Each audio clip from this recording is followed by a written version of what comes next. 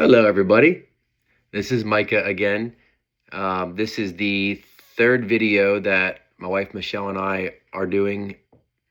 The first two, I won't go into a lot of detail, but if you watch those, um, just a little bit of an introduction to our journey into foster care, um, and how we felt like God was just asking us to share some parts of our testimony from over the years. This third video is in regards to the first time that we got our hearts broken. One thing in foster care, you do run the risk of getting attached and having to say goodbye. That really does happen, and it really does hurt. So this is about the first time that happened to us. We got a call for a 6-week-old baby boy in the fall of 2011. He had a broken right humerus. His upper arm was broken. And I won't give the details of the case, but there was some suspicion as to how his arm got broken. And so he came into care. His mom and dad were not together at the time. And he was in the care of his mom when the incident occurred. And so they told us they just need a place for him to stay for maybe a week or two till they find dad. If dad wants him, he'll probably go with his dad. They just had to figure out those details. And so we were prepping for just a short stay with him. And long story short, a week or two turned into a month, and a month turned into 2. And again, I won't go over the details of the case, but there was some concerns and some hiccups along the way with him going back with his dad. And I guess it was December. There was supposed to be a court hearing, and it got pushed into January. And January's got pushed to February. And at this point, we were super in love with this little guy. He was a very happy baby. The first couple weeks, he was obviously a little uncomfortable because his arm was healing. But he just fit right in with our family, and we fell head over heels in love with him. And as I said, like December, January came around, the talk of potential adoption was coming up. And so we were just super attached to this little guy and started to allow ourselves to think down that path towards adoption. But on the day he turned 6 months old, was March the 6th of 2012.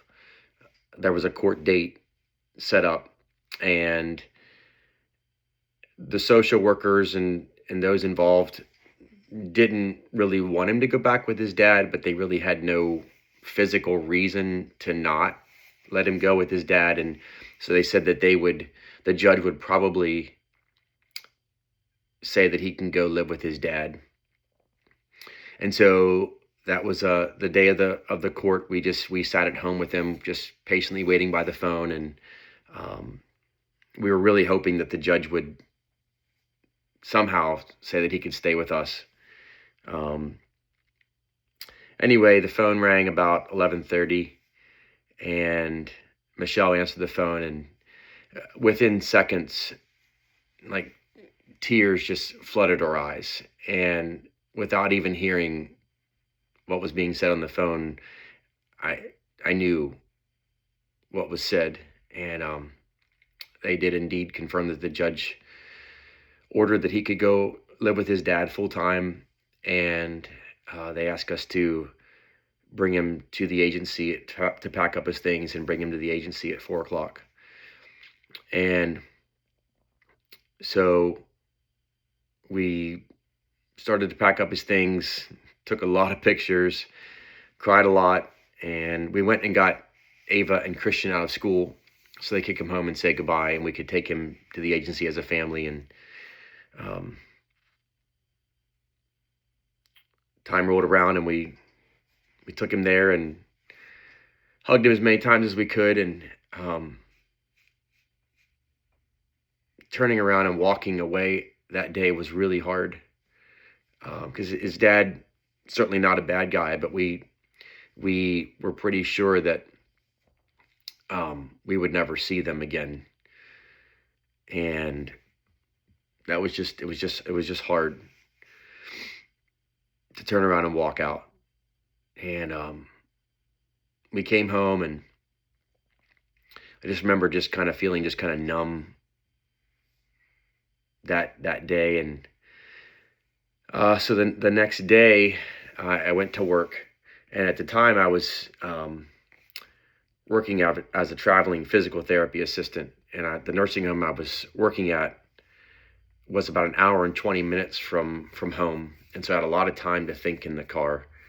And I got to work the next day, and the staff that I was working with kind of knew the situation, knew what was going on, and some of my patients knew what was going on. And I'll never forget, I get to my very first patient in the morning. She was a lady who was recovering from hip surgery, and she was actually very close to getting ready to go home.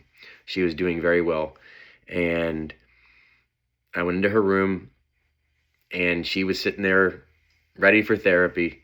And I'll never forget this. I sat down on the edge of her bed, and I made eye contact with her, and I just absolutely just broke down and just started crying.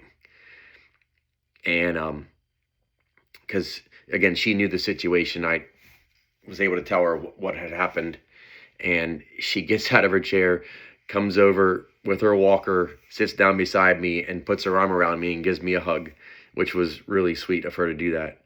And so I made it through work that day, but I really couldn't focus. And working in the medical field in that capacity, you kind of got to be paying attention and concentrating on what you're doing. And so I went to my supervisor, and I told her what was going on, and I said, I don't know what to do, but I can't really think straight. And because like I said, they knew the situation, and so she said, I want you to go home. And she said, I don't want to see you till Monday. This was like a Thursday, I think.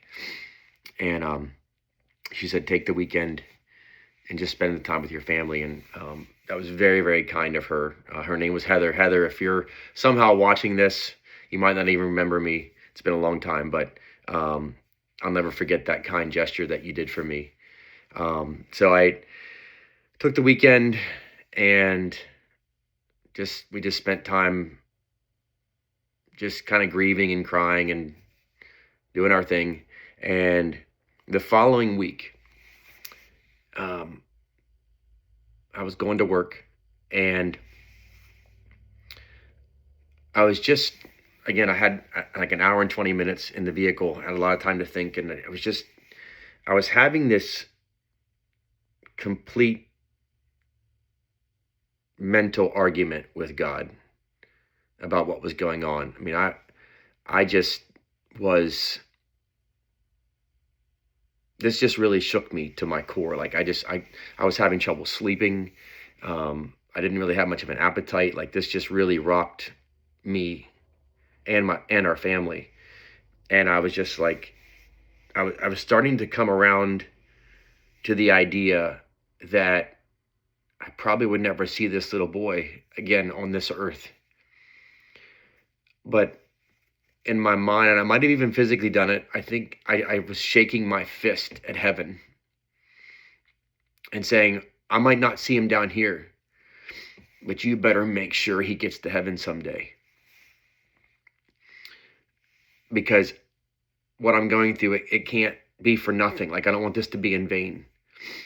And if he can get to heaven, it would be worth it. And I'm just wrestling with this heaviness and this sadness and this kind of burden.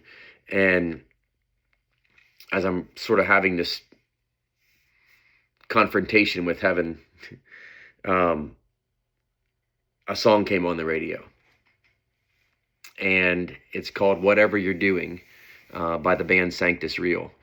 And I won't recite the whole song, but the verse, it says, whatever you're doing inside of me, it feels like chaos, but I believe that you're up to something bigger than me.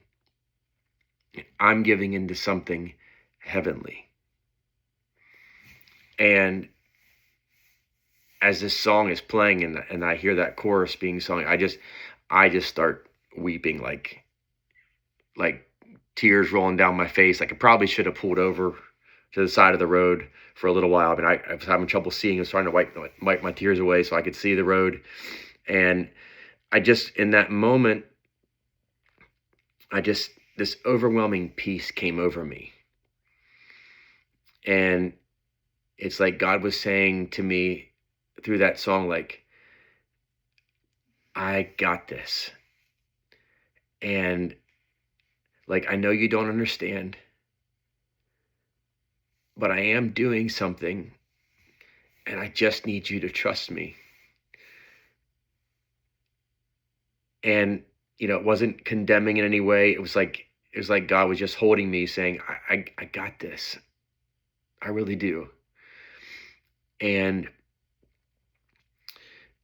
I was overwhelmed in that moment. And I love how God just very gently like picked me up and gave me perspective, kind of put me in my place, so to speak, but not in a condemning way. It was almost like that sort of Job moment, like, were you there when I laid the foundations of the earth? Like, um, you're man, I'm God. I need you to trust me. And again, it was just this overwhelming sense of peace came over me. And so I'm continuing to drive and just sort of digest, what had just happened. And as he's sort of just ministering to my spirit, he had like an oh, by the way. And this is kind of what really got me. He said, like, by the way, that burden that you have for that little boy to be in heaven, I carry that burden for every lost soul. And I was like, man, because I knew what I was feeling. I knew the heaviness I was feeling for one. I couldn't imagine that times billions. And again, it was God just letting me know where my place was and his place. And it was just a really cool encounter. I needed it in that moment so desperately. And that gave us something to come back to. It was like a stake in the ground for us. We would still grieve, and we still missed him terribly. But I had this sense of trust that God was moving and God was doing something, and that just sort of gave us a place to come back to to trust. And so that was our journey. The first time we got our hearts broken, we would have our hearts broken a couple more times throughout the years, but that was the first time. And yeah, that's all for now. Well, God bless you guys, and we'll see you next time.